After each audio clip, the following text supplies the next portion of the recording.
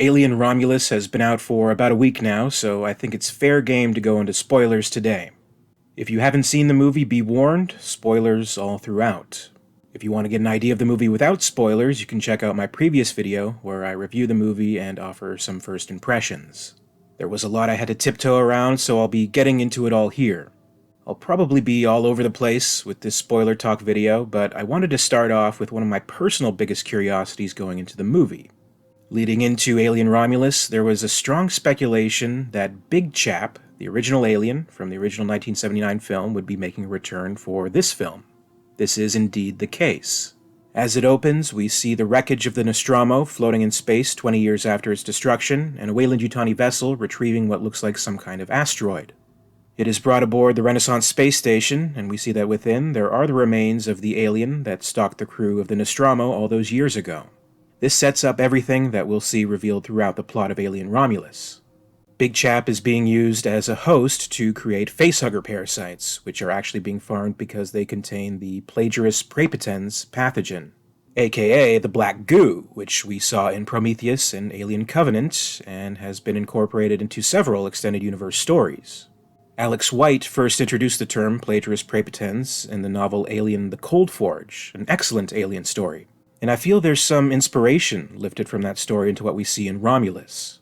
Also, definitely some inspiration from William Gibson's Alien 3, the unproduced screenplay but eventual novel, comic, and audio drama that saw scientists aboard a space station taking samples of alien DNA, cloning it, and creating severe problems with the results of their efforts. Fede Alvarez and Rado Sayaguz, who wrote the film, have clearly done their homework when it comes to including extended universe elements, and I appreciated that. Alien Romulus is actually the first time the black goo is addressed by any kind of official name other than the pathogen, and it's also the first time we hear the alien creature itself referred to by its official classification, Xenomorph XX121. So that was all great. But it should be noted, this whole aspect of the film is something that takes place off-screen. The time between the opening of the film and when we see the main story begin with Rain and Andy on the Jackson Star colony is about 6 months. So we don't see any of the experimentation, or everything that goes wrong afterwards. We just see the aftermath when the group of Jackson Star escapees board the station. I mentioned this in the previous video, but we should be expecting a prequel comic to be released in October that, I can guess, will be showing more of what actually happened on Renaissance Station with Big Chap. When it comes to the actual film, we learn that the creature ran amok, there was a huge panic, and it was killed, severely damaging the station with its swan song of acid blood. By the time we actually see the return of Big Chap, it's already dead, hanging from the ceiling in a sort of Christ-like pose that's reminiscent of unused shots from the original 1979 film. It's a nice and eerie image for sure. But I guess that brings me to a gripe I personally have with this whole aspect of the plot. We have to take a pretty big leap of faith that this creature, which was harpooned by Ripley, blown out of the goddamn airlock, blasted by the escape shuttle's exhaust, and left floating in space only to be found 2 decades later by the company. That's fine, and I'm willing to buy it, but then they go through that effort just to really have a jumping-off point for the plots and the explanation for new specimens without actually utilizing Big Chap as a character. Beforehand, I was speculating that the alien, referred to as the torched xenomorph that we saw in the trailers and images, was the damaged Big Chap, stalking a new group of potential prey. That is not the case. It's a completely different alien. My mindset going into the movie was that if you can't really bring back key characters like Ripley, who is canonically in hypersleep during the events of this story, and everyone else from the original film is dead, you can at least bring back arguably the biggest star of Alien, which is the alien. It could have been a glorious return for this specific alien, this iconic movie villain, to get a second chance and a return to cause more mayhem. And all of that happens off-screen. I feel that was wasted potential. I mean, how cool would it have been if it dropped down from the ceiling, revealing itself to be still alive, and causing a huge threat to these characters? Maybe showing up at the end in the elevator shaft instead of the scorched xenomorph. Or even showing up on the Corbolin at the end. I feel that if they were going to go to such lengths to bring this specific alien back, they could have at least done something a little more interesting with it. To mention the Cold Forge again, Alex White revealed what may be a slightly uncomfortable truth with that novel. There's no explanation of how or where the alien specimens were retrieved in that story, and ultimately, it doesn't really matter. The specimens in Alien Romulus could have arrived through any means, or not explained at all, and quite honestly, it wouldn't have made much difference. So I just wish they took that further, since they were already making that move. That's just how I feel. Maybe that's just me.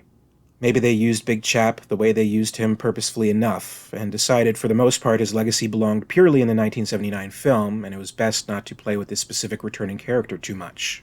Keep it in its own film for the most part, and do new things with this film. But while that courtesy is extended to the alien creature of the 1979 film, I guess the robot is fair game. When I said you can't really bring back characters from the original film, I'm sure many of you are ahead of me, because they do, at least sort of. Ian Holm, or rather Ian Holm's likeness, makes a return in Alien Romulus. This is not Ash, but the same model of synthetic, named Rook. While he's not the same character, he's just as nefarious and calculating as Ash, and even knows some of his same dialogue. Fede Alvarez recently interviewed with Variety, and here's some explanation of what went into the decision and the practicals of making this work. Alvarez says that Holmes' role, or at least his visage, was due for resurrection. It was out of fairness in a way, he says. I felt it was so unfair that Lance Henriksen made many appearances, and Michael Fassbender, and I felt it was crazy that Ian Holm was never back. Alvarez's emphasis on practical effects preordained the creation of an actual animatronic to interact with his young cast as part of the plot, which follows a group of young colonists who embark on a scavenger mission aboard a derelict space station.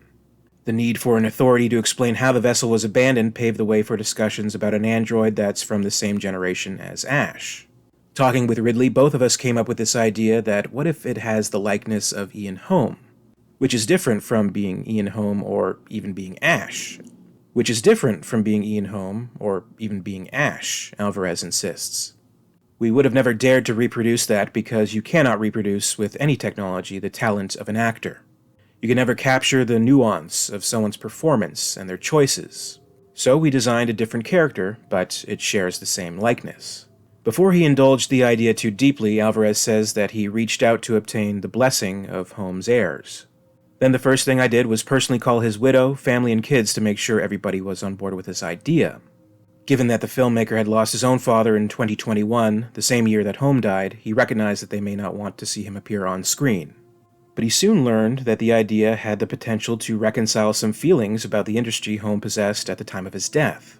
His widow told me that Ian felt, in the last 10 years of his life, Hollywood turned a cold shoulder to him, and that he didn't get many offers, he shares.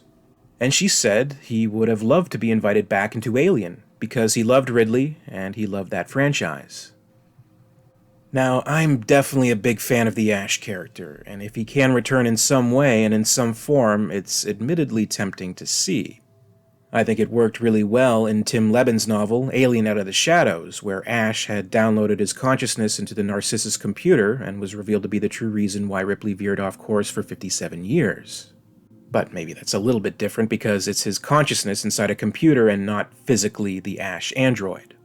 They could get away with it because, as a reader, you could still imagine Ian Holm's voice in his dialogue, and when came time for the audio drama adaptation, they could justify this metamorphosis from physical being to digital one with a new voice actor, in this case being Rutger Hauer, though at the time of its production, Holm was still alive. I don't know if he was ever offered to reprise his role for the audio drama of Out of the Shadows, but he was the only member of the cast to turn down voice work on Alien Isolation's Crew Expendable DLC. Maybe he felt that was beneath him and would rather do an actual movie, so maybe if he were alive today, he would have signed on for Romulus. No one can really say for sure, but the words of his widow suggest that may have been the case. We'd still be getting the criticisms about the deepfake, de-aging technology not quite looking as right, but it would probably alleviate the moral gray area of it all. But what is so drastically different from using his likeness and a similar-sounding voice actor for a video game that was released while he was alive, to a movie using his likeness and a similar-sounding voice actor after his death? I don't know. I won't feign any outrage over his legacy because I don't suppose I know better than his own family and what he would have wanted, and whether it's this, or Peter Cushing in Rogue One, or Fred Astaire dancing with a dirt devil. You kind of just have to accept that this was the decision that was made and move on from there. You can certainly have your own opinion on it, and whether you feel it's in good taste or not, but this kind of thing may end up varying from case to case, movie to movie, actor to actor, because I'm sure we're going to end up seeing a lot more of it as time goes on. In this case, especially knowing some of the background behind it, I don't find it particularly offensive in any kind of way. However, it's more than fair game to bring some criticism to the effect itself, and at least from some of the comments I've been seeing on the matter, that's the bigger offender. I won't go overboard saying it's a bad effect. I think it works fine. I think it's okay. It softens the blow that he's a damaged android, I guess, and maybe if he were even more damaged, they could have sold the effect better. Take Alien 3, for example. The damaged Bishop android that shares a conversation with Ripley is 100% an animatronic. For the longest time, I didn't even realize this, thinking it was Lance Henriksen in elaborate makeup effects, but he only provided the voice, and the rest was movie magic. A shining testament to the quality of ADI and the effect, which has several close-ups getting away with this. And maybe it is because the damage is just so severe.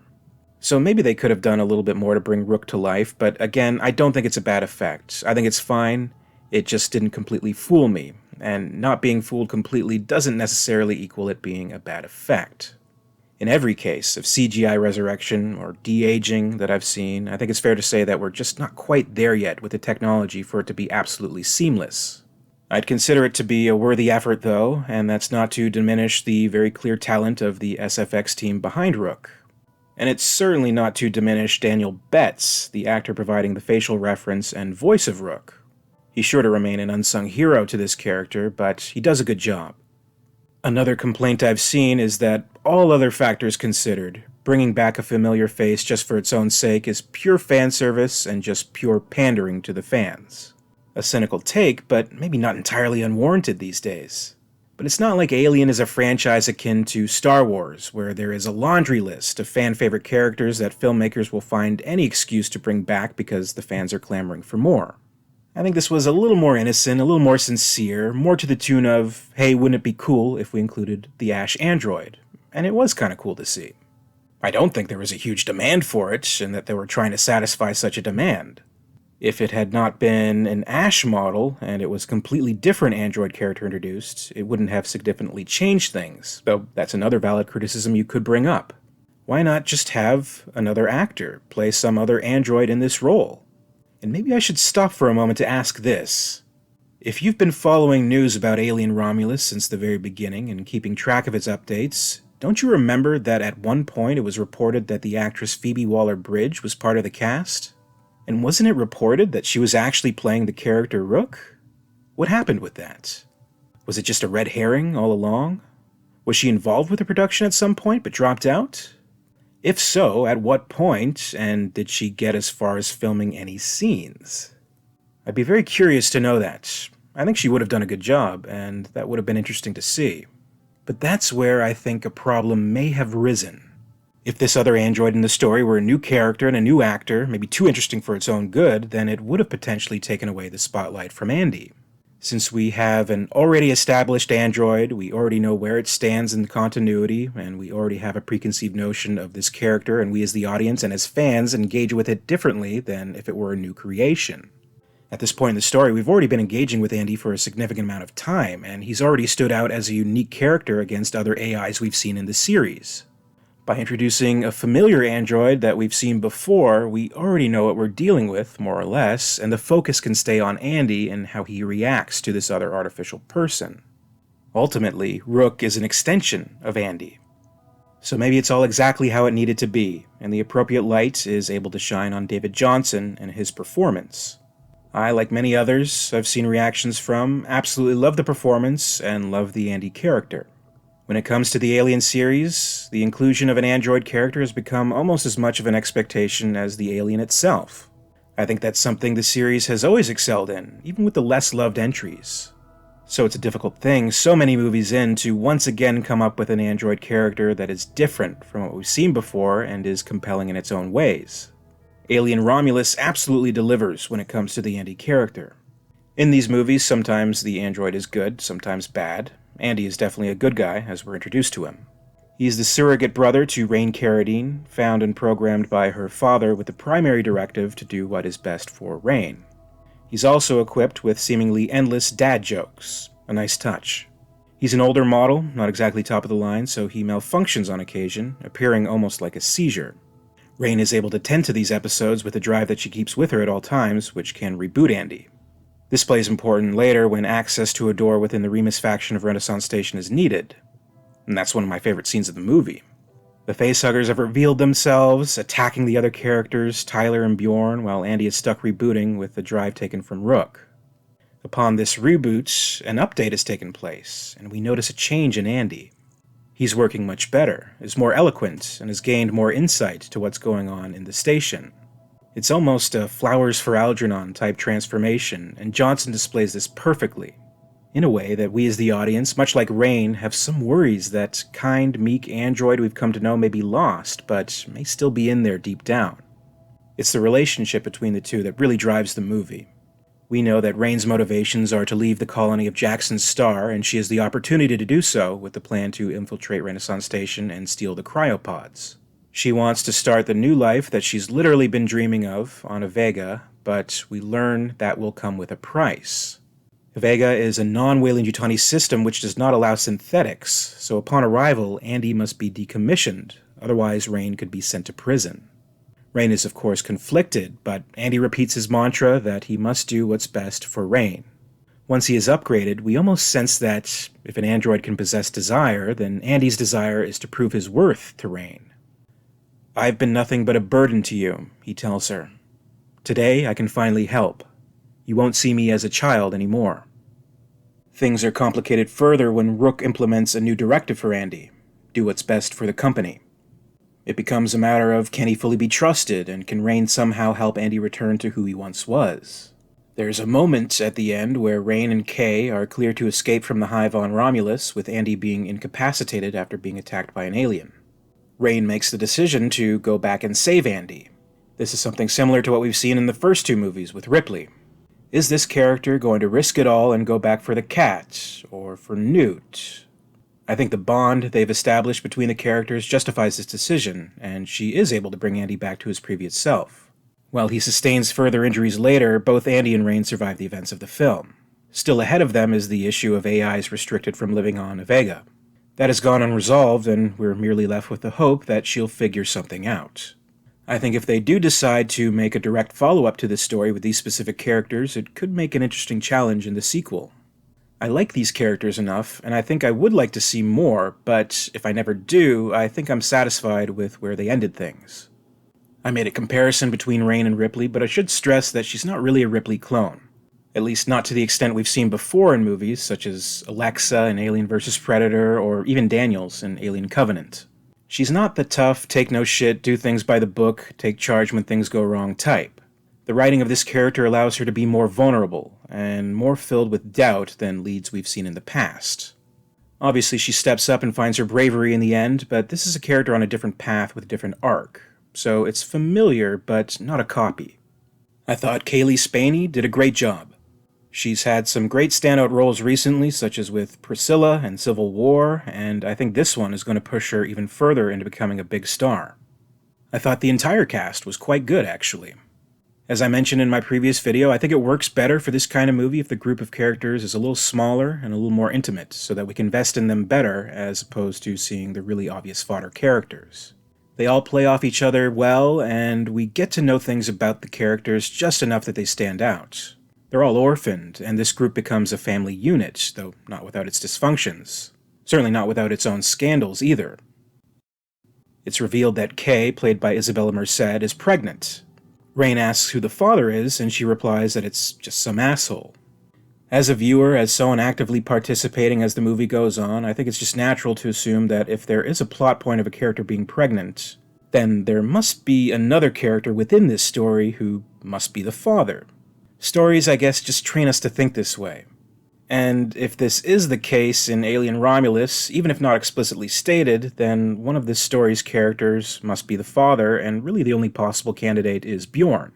He seems to be in a relationship with Navarro, but either there was something in the past that happened with Bjorn and Kay that's over, or it was a moment of infidelity.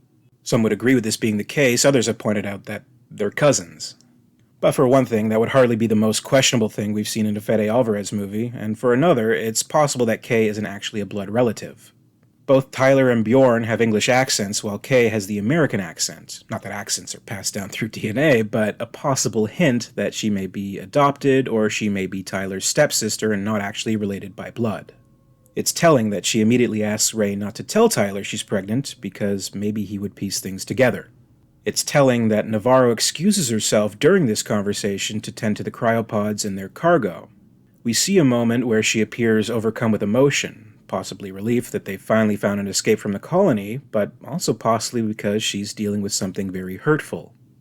When things go wrong and Navarro is face-hugged, then able to remove it but having to escape Andy's attempts to kill her, it's these three characters that are thrust together alone on the Corberlin. It's like fate has sealed them together, and in a very sinister resolution to this triangle, it's Navarro who ends up giving birth, in Kay's arms. Not to Bjorn's child, but to the horrifying monster. The monster that ends up killing Bjorn as well, and very nearly kills Kay. I think that aspect gives things a much more tragic layer. A user on the LV426 subreddit brought this theory up, and Fede Alvarez himself actually replied, confirming that yes, Bjorn is the father. He was then banned from the subreddit for impersonating himself. By the way, during that chestburster scene, Isabella Merced delivers an A+ scream. Really, really fantastic. It's a showstopper. It's one for the books. When it comes to the actual chest bursting, a staple of any Alien movie, I was actually surprised that it wasn't exceptionally bloody. The emotional core is there. Aileen Wu really sells it, and Merced is great reacting. But you would kind of expect that from the director of the 2013 Evil Dead to have some eye-popping gore. Compare it to Alien Covenant's backbursting scene, which I thought was brilliant, and it's actually kind of tame. In fact, I'd say it's less bloody than what we see in the 1979 film. It's still miles better than the embarrassing PG-13 chestburster of Alien vs. Predator, so I can't fault it all too much for keeping the gore to a minimum. This is decidedly more focused on creating tension and thrills than being a gory spectacle. What I can fault, or at least nitpick about, is that this is yet another entry in the series that plays fast and loose with the facehugger attachment and embryo gestation. Much like with Alien Covenant, actually, we have a character who is able to remove their facehugger, but still had it on them long enough to result in a full-grown xenomorph being born. The timing of the original film set the standard by which we measure everything to follow. It seemed like Kane had the facehugger attached for at least a few hours, and the alien embryo remained inside him for a decent amount of time after the hugger fell off and died. With some of the other movies, like with Covenant or AVP and now Romulus, it seems like only a matter of minutes before the time bomb goes off. Sure, I understand that we'll never have the surprise element that we had in the original film, so we may as well not waste too much time on the inevitable, but then we have other cases, like with Ripley in Alien 3, or Purvis in Alien Resurrection. They're walking around for almost the entire movie before the alien emerges.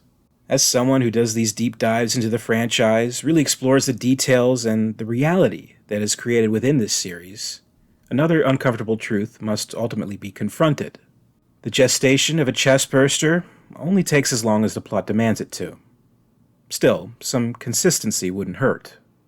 I did appreciate how they were able to add just a few new elements to the alien's traits and life cycle to keep things interesting. We see the expected shedding of skin from the baby alien, but something new here is that in finally achieving full growth, the alien has affixed itself to the wall of the ship in a ghastly cocoon. The vaginal imagery isn't exactly subtle, and I think it's something H.R. Giger would have been proud of. You could also take out some demented home abortion imagery from the way Bjorn stabs into its opening with the prod.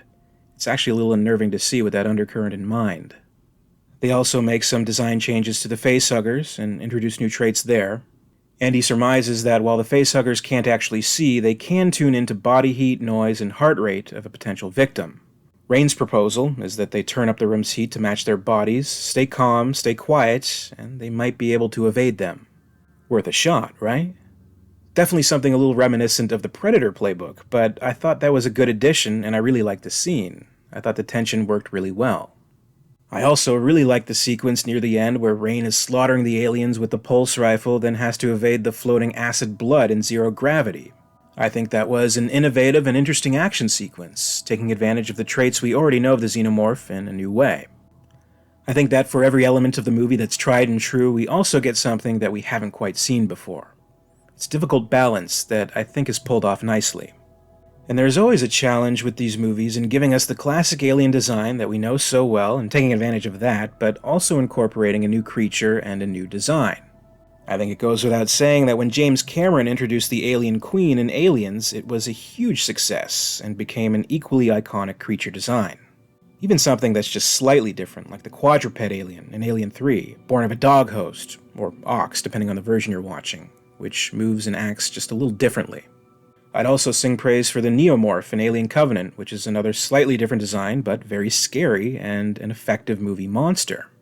Then, maybe to a lesser extent, you had something like the Newborn in Alien Resurrection, the result of the cloned alien queen abandoning its egg-laying cycle for a more human reproductive cycle inherited by the fusion of human DNA from Ripley. For what it's worth, I liked the Newborn, and thought it was a good addition, and it was very creepy, with the added trait of being just a slight bit sympathetic, too. Alien Romulus introduces a new creature that is actually not too unlike the Newborn for its final act. This creature, which I guess for now we can refer to as the Offspring, is also a human-alien hybrid. This is a result of the pathogen extracted from the facehuggers being tailored and synthesized within the Remus laboratory. Developed with good intentions, of course, to enhance humanity, but still very obviously unpredictable.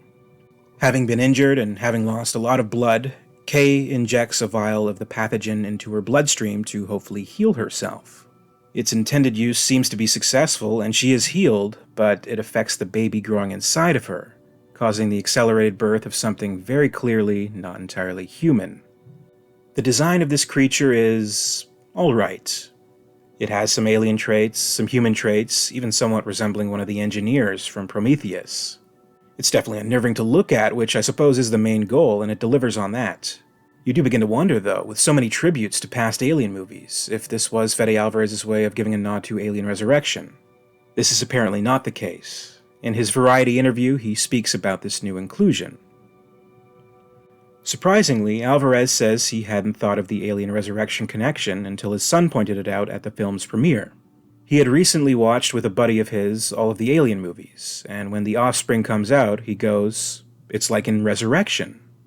I hadn't really processed that way, but it's true. It's this abomination that comes out, the director says, explaining that he'd actually been more focused on the mythology of Scott's prequels Prometheus and Alien Covenant, which explore the genetic building blocks of humans and aliens both.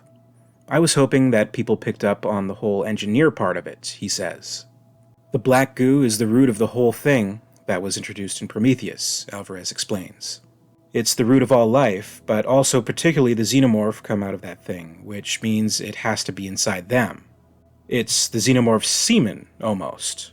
So we thought if it affects your DNA, and the engineers clearly came out of the same root of life, it made complete sense to me that the offspring of a human and a xenomorph was going to look like that. Far from reconciling the various plot lines and chronologies, Alvarez admits that the resulting life form probably raises more questions than answers. It's probably a new species, because that mix never happened before. In my spoiler-free review, I made reference to this creature and mentioned that I was a little conflicted about it, but decided it might play better on another viewing. I've watched the film twice now, and actually, yeah, I think it does. I think it works well for the finale, it offers something new, and I don't think it negatively affects the momentum of everything leading up to it. I'll say this, though. While it is something new, it is still bound by the same old formula. The character or characters escape the main location, only to encounter a surprise threat in the last act. We've seen it in nearly every Alien movie, literally as recent as the previous entry, Alien Covenant, and it's just getting a little tiresome. We don't need to do that every single time. There are so many different ways they could approach the climax for an Alien movie, so I don't really know why they keep going back to this. While I do have that criticism, my personal conflict is this. If a movie works on a tried-and-true formula, how much can you really fault it if it does it really well, as Alien Romulus does? As I said, for everything that's same old, we have something new. I sincerely appreciate how difficult that is to pull off, and I sincerely appreciate that it included as much of the overall series into it as possible. It would have been very tempting for a new movie to just completely scrap anything and everything of the divisive prequels, but it doubles down and makes it a part of the story. But it has enough sense of itself to not veer too far off into unfamiliar territory as those movies did. It really does have everything that you could want from an Alien movie, and while you could accuse it of playing safe, it's just done so well and feels so classically Alien that it's hard to use that as a negative. I will, however, stand pretty firm on the criticism that all of the callback lines they include in the movie are just completely unnecessary. Not just unnecessary, but actually detract from the overall enjoyment of the movie, which I'm sure is the opposite effect of what they were going for. But again, the Alien franchise is not something like Star Wars. It isn't a catchphrase machine where the fans are constantly on alert for their favorite recurring lines. Maybe one or two slightly obscure lines would have been fine, like, for example, there's a moment where upon seeing the Romulus hive, Andy remarks the aliens are busy little creatures, echoing Burke's line from Aliens. Nothing all too wrong with that. But then you have an instance where he repeats Bishop's famous line, "I prefer the term artificial person myself." It's a little too much. Then they go too far with Rook saying Ash's famous line, "I can't lie to you about your chances, but you have my sympathies."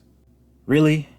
But the absolute clincher is including the iconic line from Aliens, "Get away from her, you bitch." That line belongs to the James Cameron film. It was earned in that moment. If they really wanted their own stand-up and cheer line for this film, they could have tried for their own line, earned on the film's own merits. Maybe Andy could have gunned down the alien and said, "That's what's best for Rain," or something like that. I don't know, I'm not a writer, but I think they just got a little too indulgent with the line recycling. They didn't need to. In its defense, the Alien series has been around so long that it has moved through different generations. Fede Alvarez grew up on the movies. He's a big Alien nerd. He's one of us. It was probably just too tempting not to include those callbacks as a fan himself, and he succumbed to that temptation. According to an interview he had with The Hollywood Reporter after the film's premiere, he seemed quite proud of including the line, and it received the reaction he desired.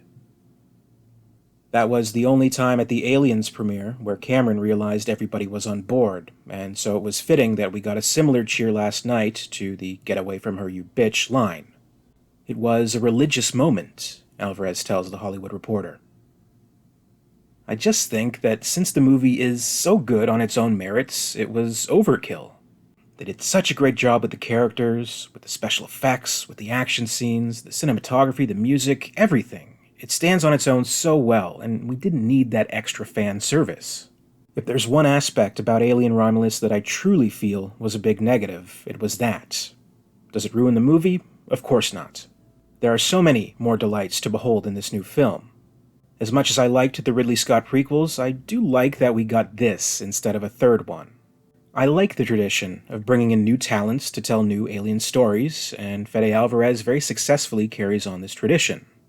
I suppose it's also a tradition that these movies tend to have slightly smaller than average blockbuster budgets, but are able to make it appear as if they're working with twice as much money.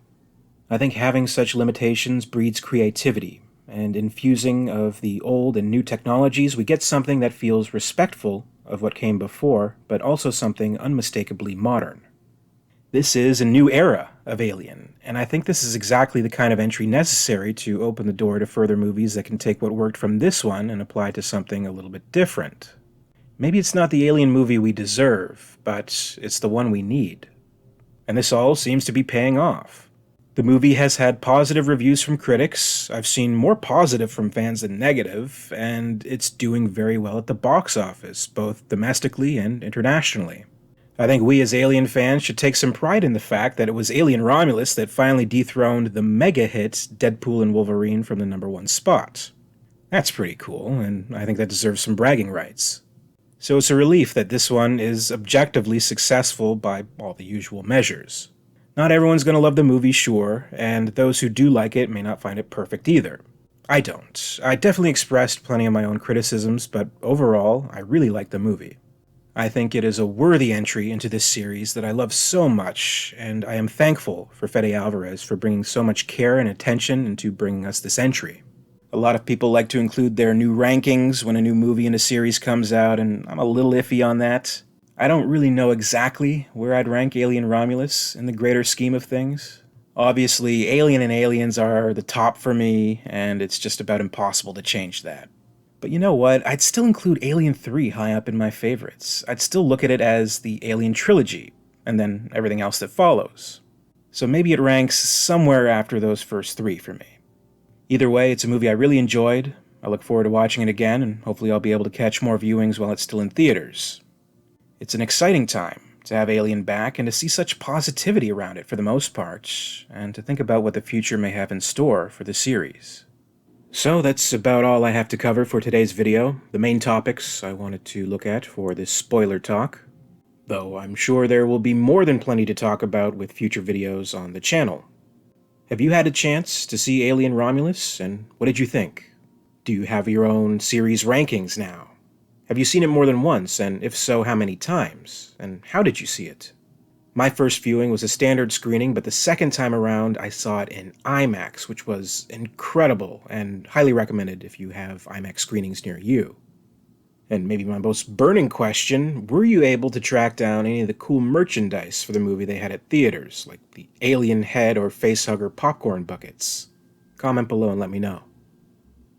As always, I'd like to thank you very much for watching today. Please be sure to leave a like if you enjoyed this video, and be sure to subscribe to the channel to keep up with the latest from Alien Theory.